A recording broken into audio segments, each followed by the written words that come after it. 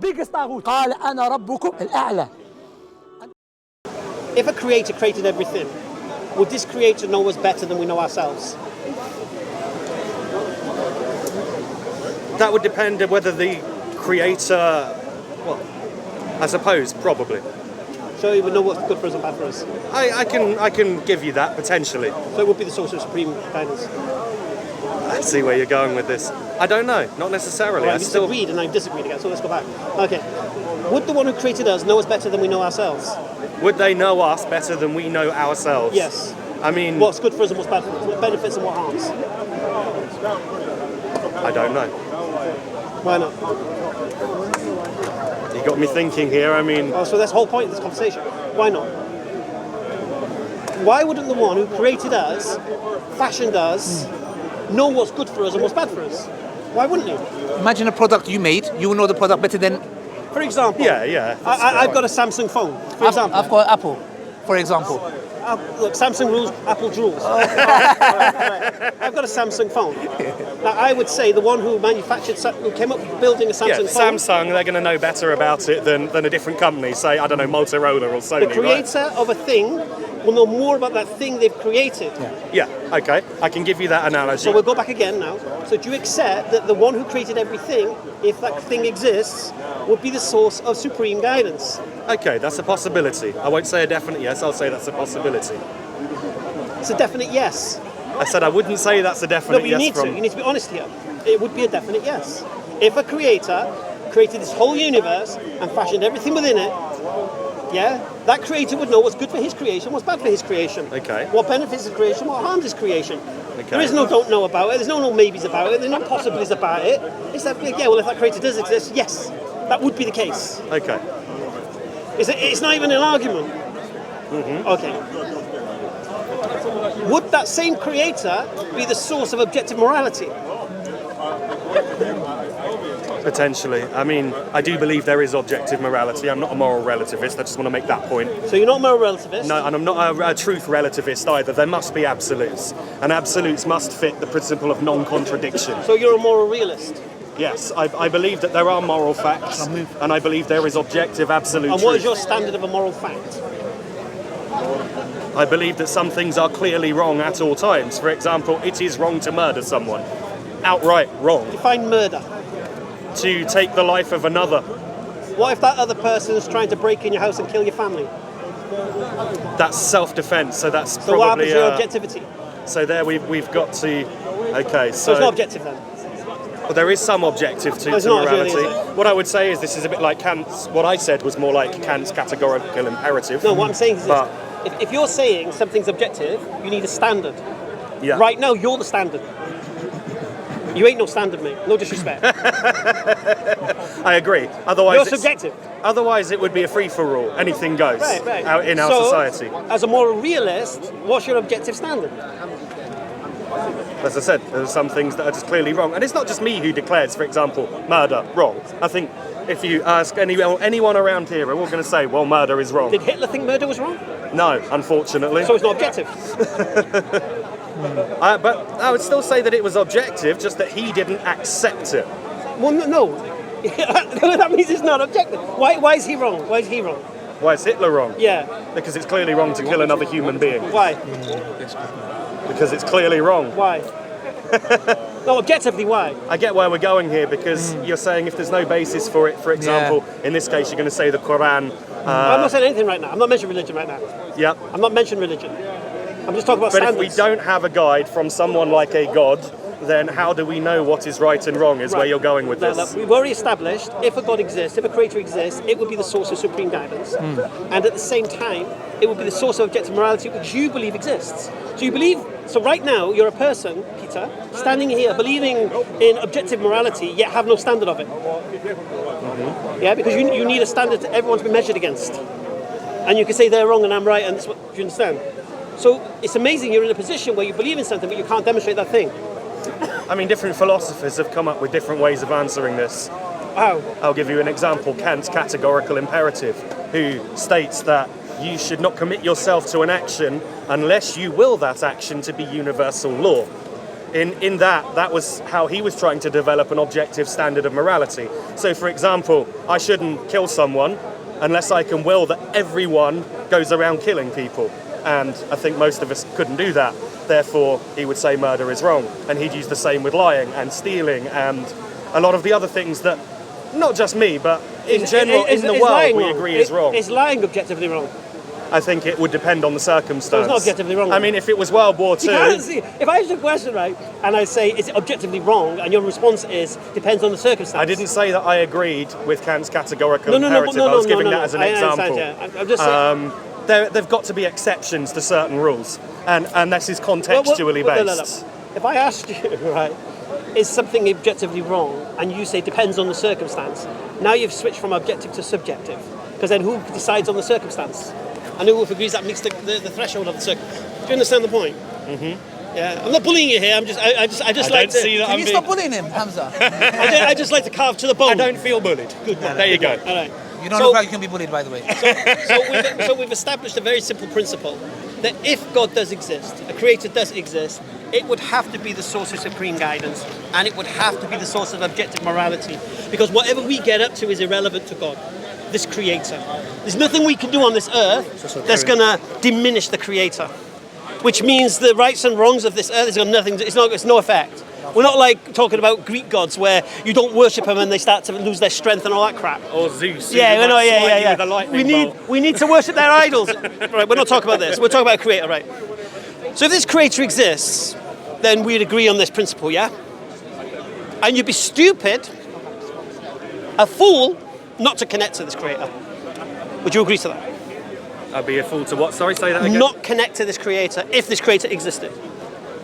If this creator was personal and knowable, then yes. No, if this creator existed, that is supreme, it's a source of supreme guidance for us as human beings, and is the source of the objective morality you crave, then you would be stupid not to connect to that creator if indeed that creator existed. If that creator existed, then yes, probably. Definitely. I try not to speak in absolute terms most of the time. I don't do F-boats and Maisies. I do absolutes, yeah? Because this is an absolute. You'd be a fool. If God existed in reality and He created us, you'd be a fool not to connect to Him. Mm-hmm. You'd be a fool not to ask God, give me some guidance, man. Tell me what's good for me, what's bad for me, what harms, what benefits. When I die, what's going to happen? You'd be a fool not to connect to that knowledge. Agreed? Fair enough. Good man. How would you know if a God exists? A creator exists? I've got no way of proving it with complete certainty. How could you know anything about a creator if that creator existed? You tell me. No, I want you to answer the question. I want you to think about it and tell me how you can know anything about this creator if this creator exists. If this creator spoke to me or spoke to people around me, I guess. Okay. So the answer you're looking for is if this creator reveals information about himself. Yeah? Mm-hmm. This is the question now. The only way we can know anything about a creator if this creator exists is if this creator has decided or chosen to reveal the information. Otherwise, we've got no access. Agreed? Yeah. Has this creator done this? Well, people in different religions will claim he has in different ways. So in history, we see a multitude of men, all claiming to have received revelation. Yes, indeed, and some still do. So I've seen some crackpots around here who still think that they're prophets of God. So the question we need to ask is, have you tested the claims of these men? Have I tested them? I mean, I've looked into a number of different religious belief systems, is the way I'll phrase it. I would ignore religions right now.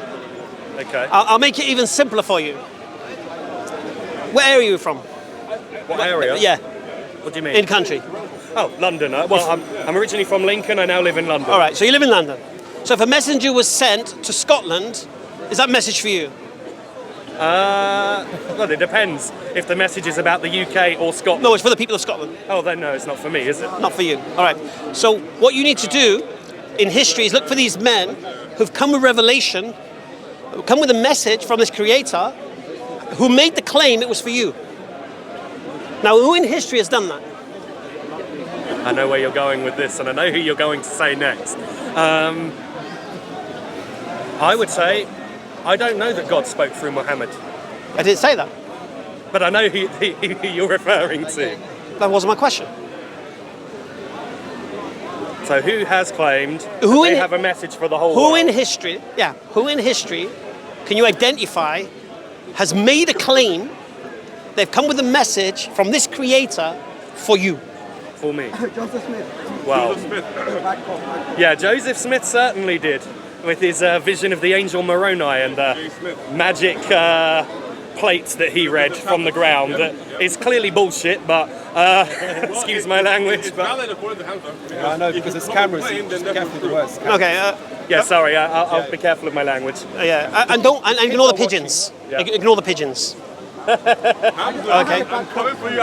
Ignore the pigeons. Okay. Okay. So the point here is this: only one man in history said he came for you. Yeah. If you want to cite Joseph Smith, you're welcome to do so. I would cite Jesus Christ. Okay, Jesus Christ. Okay. Did he say he came for you? I came to seek and save those who were lost. He didn't say those who were lost in Israel. Did he? Did he not say I've come not to the lost sheep of Israel? He came for everyone. Is that what he said?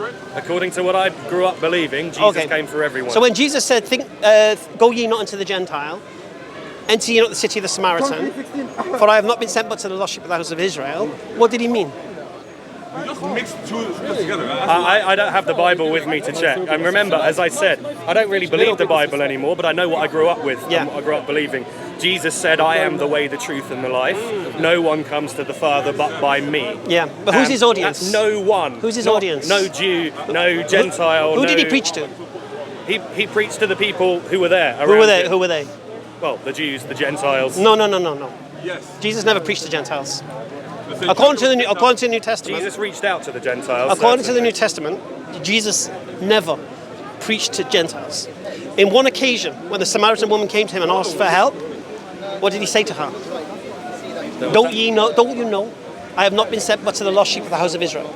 Is it fair to give the bread of the children to the dogs? Yeah? So he differentiated between Jews and Gentiles, as in children and dogs. Children of Israel, dogs. Children of Israel, Bani Israel, Jews, dogs, Goyim, Gentiles. Okay. And then she said, but even the crumbs, even the dogs get the crumbs from the master's table. And then she said, oh, because of your faith, and he helped her. But what was his initial response? Don't you know I have not been sent but to the lost sheep of the house of Israel? Yeah?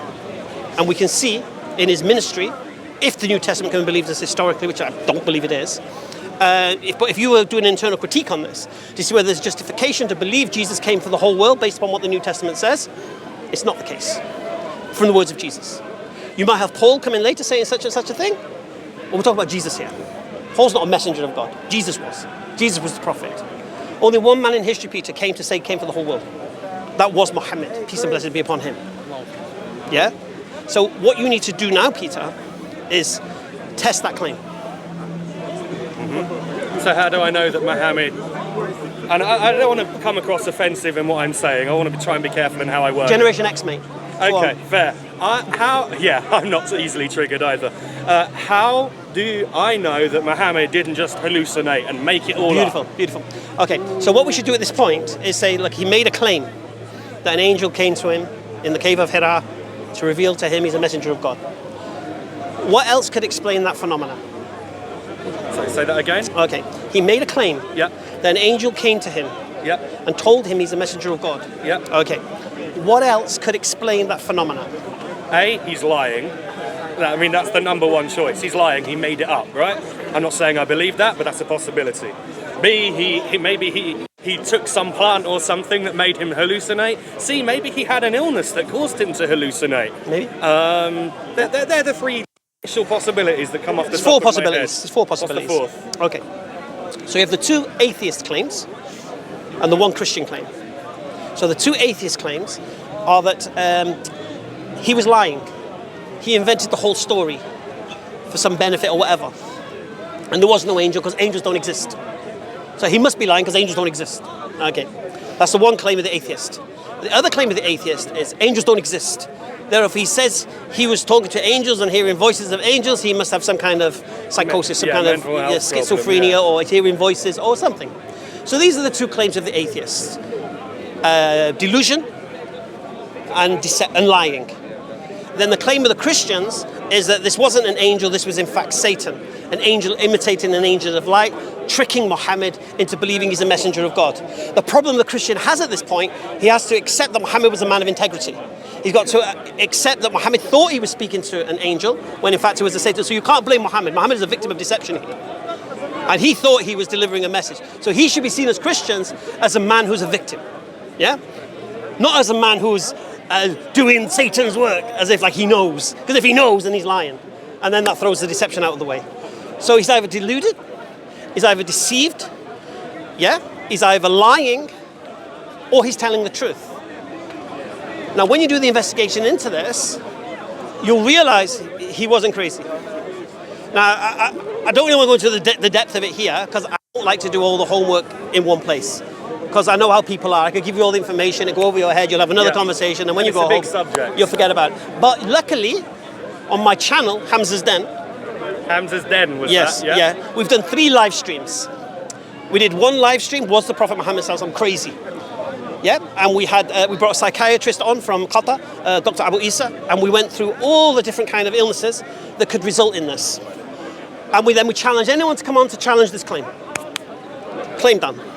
Then we did another stream, was the Prophet Sallallahu Alaihi Wasallam lying?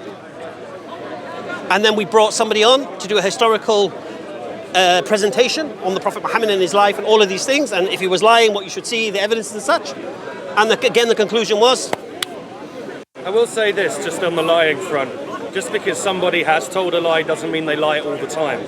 But he would have to lie for 23 years. Yeah, all I'm saying is that there's some things he said could be true and some things might be a lie. How do you verify which of his claims are true and which of them are a lie? Well, that's what you test the character of the man, isn't it? Was he known to lie? Like, for example, Joseph Smith. I didn't live back then. Like, for example, Joseph Smith was used, yeah? You know, Joseph Smith. He was a known con man. He was a known fraudster. I mean, it's clearly clearly rubbish. You know, do you know what I find amazing about the Joseph Smith story? That he was the only one who could read the tablets. And the tablets have disappeared now. No, before that, but listen to that. Before that, if he's the only one who could read the tablets, how did anybody know he could read them? They couldn't. If he's the only one who could read them, he could say, yeah, I can read them, mate. But for me, are you sure? Yeah. The tablets no longer exist. They disappeared. But before that, can't you read them, mate? No. Can you read them, mate? No. Well, I can read them. And he can try. What? And what's he doing? Translating the King James Bible. The Book of Mormon is like an interpretation of the King James Bible. With a lot of additional stuff that. But the King James Bible's not even reliable. So why are you interpreting a book that's not reliable? Yeah, the King James Bible contains known forgeries. Why are you interpreting this book? So the whole Joseph Smith thing is just nonsense. Okay, so you look at the claim of him being a liar, and I encourage you to watch that stream. I encourage everyone here who's watching on YouTube and whatever, go to my channel, Hamza's Den.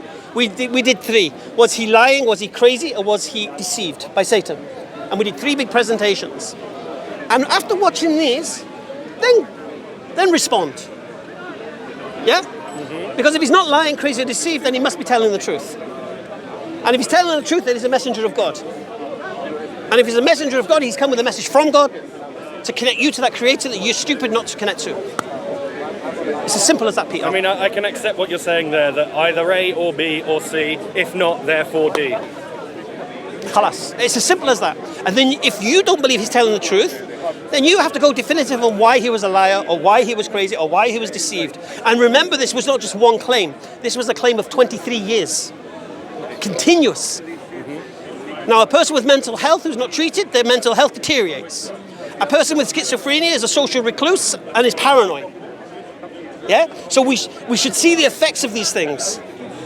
Yeah? The question about the liar, did he have the motivation to lie? And did he have the capacity to fulfill the lie? So first of all, did he have reason to lie? Did he benefit from the lie? Well, I would counter to that not everyone needs a reason to lie. Unfortunately, I've certainly known people in my life who you would call compulsive liars, They lie for the sake of it, make up stories. I've met people like this. They lie for a reason. Yeah, and maybe it's attention seeking, something like that. But I mean, I can't know their motive. All I know is I can't believe a word that comes out of their mouth. Yeah, because they come up most with all people of these lie for a rubbish reason. stories. Most people lie for a reason. They either lie for gain, or they lie for attention. Yeah, this is what we say. But if you look at the claim that he lied for fame or for whatever, look at his life and ask yourself, really? Yeah? And if he did it for... see, I have 2 points. Not just whether or not he had the motivation to do it. He may be altruistic. He may have seen a society and thought, you know what? I need to change these guys. I need to stop them doing the things they're doing. You wouldn't really go and tell them to stop doing the thing that holds the whole society together. Stop worshipping idols. He could easily have gone down and said, you know what? You can keep the idols, but remember Allah's the main God. You know what I'm saying? If you wanted to, like... If you want to lie to the people, like our mate Tommy Robinson, yeah? He's created this event on June the 1st, isn't it? I don't know. So he's doing this big march. I know who he is. I don't know a lot about... But what he's done very cleverly, he's roped everyone in. If you're against immigration, no problem. If you're against transgender toilets and stuff like this in your school... So he's basically spoke to everybody who's got a little piece of the pie, bring them all together to act like he's got this movement. Do you understand? So you do little bits and pieces. Okay, so this is an example of that. Anyway, so we look at the motivation, and then we look at the capacity. Did this man have the ability to do what he's accused of? Could this man have invented the Quran? Could he have made this up? You can look at what the people of the time said when he was reciting it. Did they say it was made up? Did they say it was a liar? What did they say? They sent their best poets to listen to the Quran being recited. What was their response when they came back? When they said, where's he getting these words from? They said, it's sorcery. Why did Arab poets, some of the greatest poets that have ever existed in Arabic, when they heard the Quran, their only conclusion was, it's supernatural. It's something, we don't know where he's getting this from. Why would that be their reaction? To some random man making this stuff up? I mean, to be fair, at that time, everyone thought everything was supernatural. This was a time in history when, if we go back even 500 years, everything was supernatural in one way or the other. It was either of God or it was witchcraft and of the devil. That was the kind of world that it was back then. Yeah, potentially. But when they said to him, because why send poets then? Why not send witches or soothsayers or something? They sent poets. Why? Because they knew this man, Muhammad. He grew up with them. From the Bani Hashim. He was an orphan boy in their society. They watched him grow. This guy's illiterate. Now where's he getting all this information from? And it's beautiful. It's like poetry. It's sweet to the ear. Where's he getting this from? You're the poets. Go listen to him. Where's he getting this info from? And they came back, and they didn't come, he must have read some beautiful Arabic scripture somewhere. They said, this is sorcery. So this is an indication that there's something special about the words. Maybe you need to be an Arab to really understand what was special about those words. Yeah, I mean, poetry often doesn't translate. I mean, the words might, the poetry often doesn't. Style, meaning, grammar. Yeah. You need to get style. If you get style, meaning, and grammar in a sentence, it's pretty impossible. Because you get style, meaning, grammar's gone. Yeah.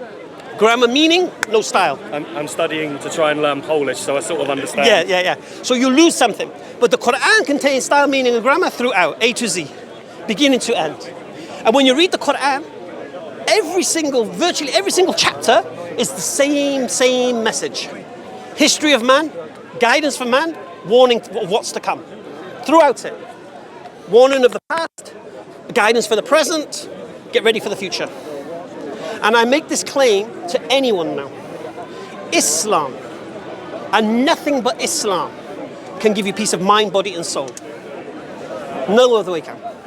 Christianity can't do it. Judaism can't do it. Christians make the same claim. They can't make the claim. Christians' minds have to remain in a box.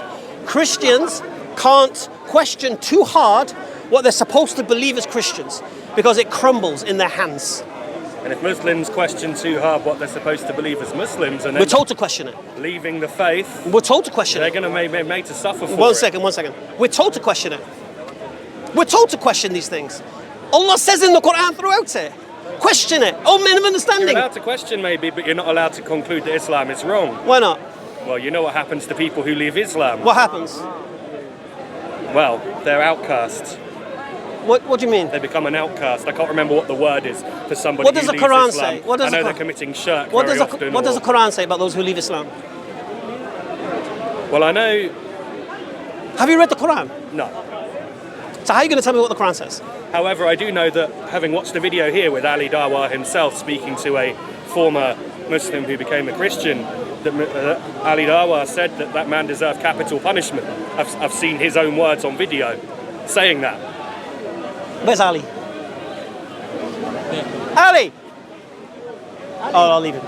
So the point is this. The Quran says those who leave Islam and come back. Leave Islam and come back. Leave Islam and come back. Yeah? Allah doesn't say kill them in the Quran. Yeah? Those who leave, come back, leave, come back, leave, come back. Is there someone messing around with you, Hamza? Yeah. You said he called me. Yeah, I'm calling you. Yeah? And there's a beautiful verse in the Quran, La ikraha fid din. There's no compulsion in religion. Yeah? If there's no compulsion, then why in the Sharia does it say that, Christians and Jews, if they refuse to convert, should be forced to pay jizya, is it? What's I think jizya? That's the word. What's the tax. Okay. And what does jizya enable? Sorry, who pays jizya and what is it for? Christians and Jews who refuse to convert, people who refuse to convert to Islam. Who right? pays it? Them. Who? The Christians or the Jews who Which refuse Christians? to convert. Which Christians? I mean, I don't know. I just know that I've heard... Don't speak from ignorance. It's going to be... Peter. The ones who pay jizya is who? Men of military age. And what does that jizya do? Exempts them from the military. Yeah? That's what it's for. Women don't pay jizya. Old people don't pay jizya. Children don't pay jizya. Men of military age pay jizya. Okay. Yeah? And in return, the Muslims protect them. Who do you think saved the Jews from slaughter from the Christians in history? Oh, back in the Crusades, the time of the Crusades. No. Not the Crusades, no. You tell me. The Muslims. Okay. There's a beautiful article I want you to go and read. Yeah, and it's written in the Jewish Chronicle by David Wasserstein, who's a Jewish professor of history. And he writes a title in the Jewish Chronicle, How Islam Saved Jewry. Without the Muslim protection, the Christians would have wiped out the Jews of Europe. But in Andalusia, for 800 years, they were protected by the Islamic State. For 800 years, they flourished. They researched. They didn't have to become Muslims. They were Jews. And Jews could come and live there and protected by the state. Yeah, they paid jizya, but they were protected.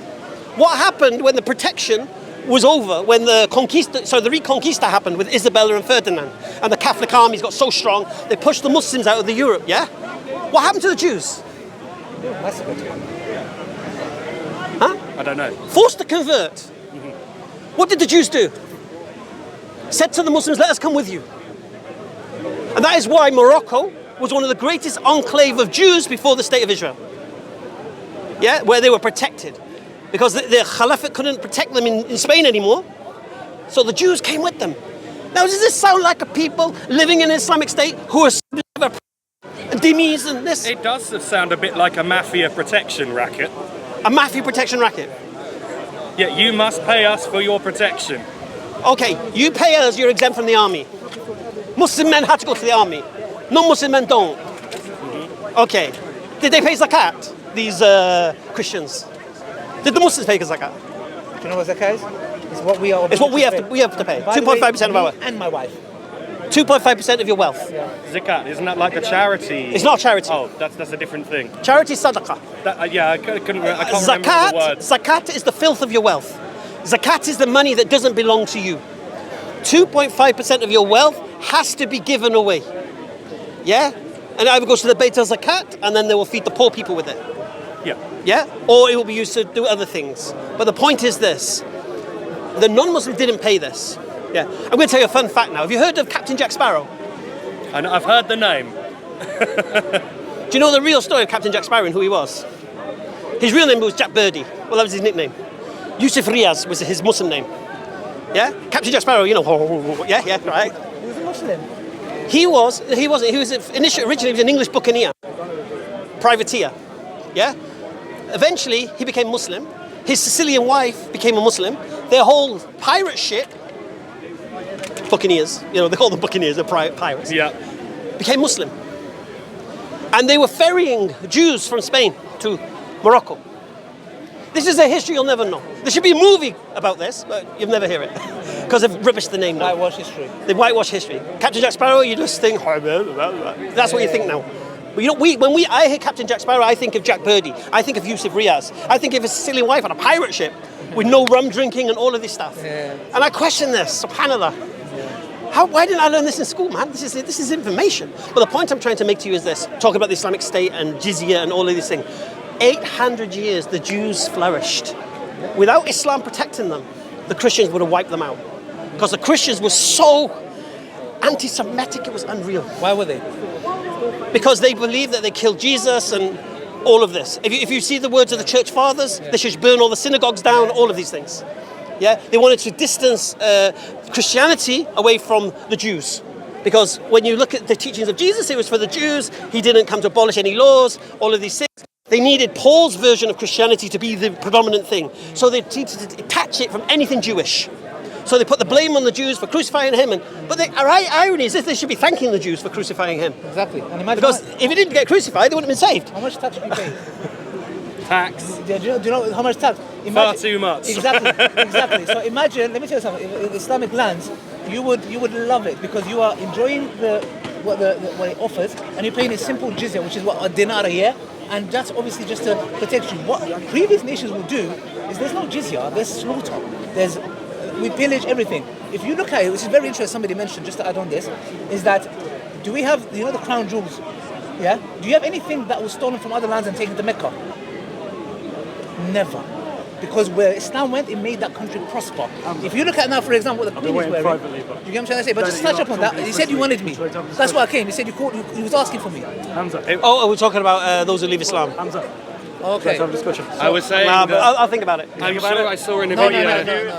No, thank you. No. I didn't. We were having a dialogue. No, thank you very And I much. thought it'd be good if we met here. No, thank you. I'll consider it. Hamza's busy being Are you going productive. to do that? Or are you going to do that? All right, I'm going to say no. I'm sure I've seen in your own words in a So video on you review YouTube. my content at a distance? Yes. That Face to face? you Yes. You won't have anything to do? No, I've got better things to to do. somebody who know what claims we to be a call that? former I don't care Muslim what or we call it. Christian, I don't care that what they we call it. deserve capital punishment. Is that So you correct? will talk. I don't care. You will talk. You will talk. You will talk. I'll deal with it. Don't allow it, please.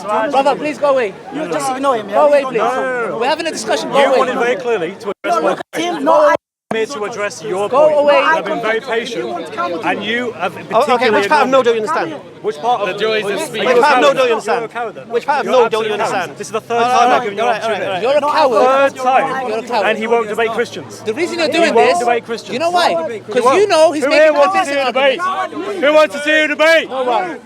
All these people here want to see a debate. All the people want to see a debate. Peter. Go away. Peter. Go away.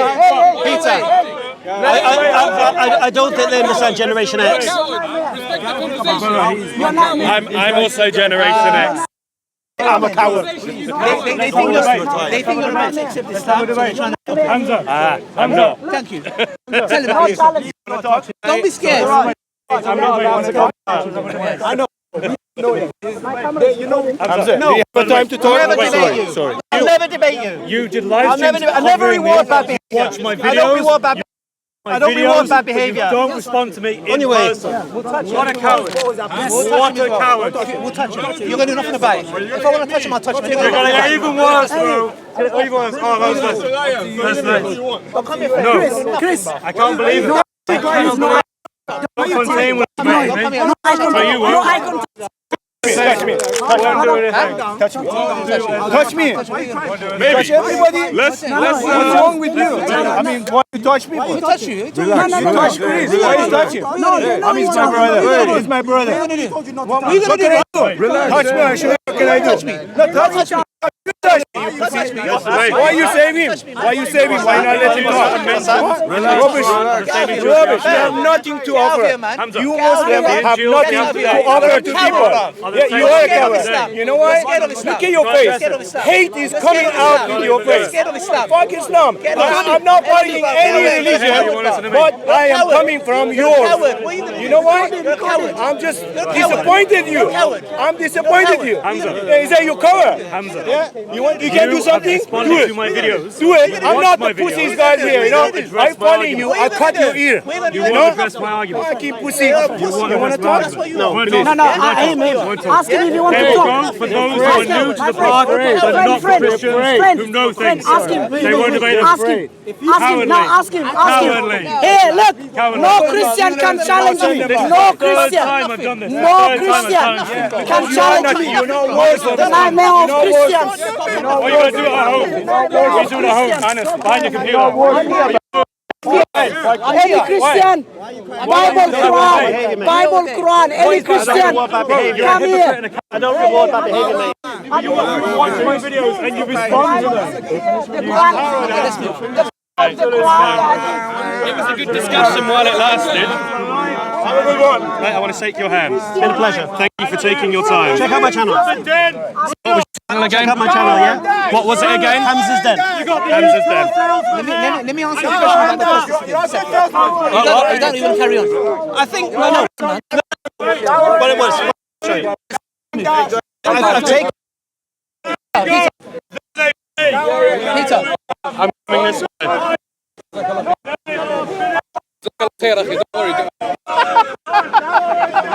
Seriously, that guy's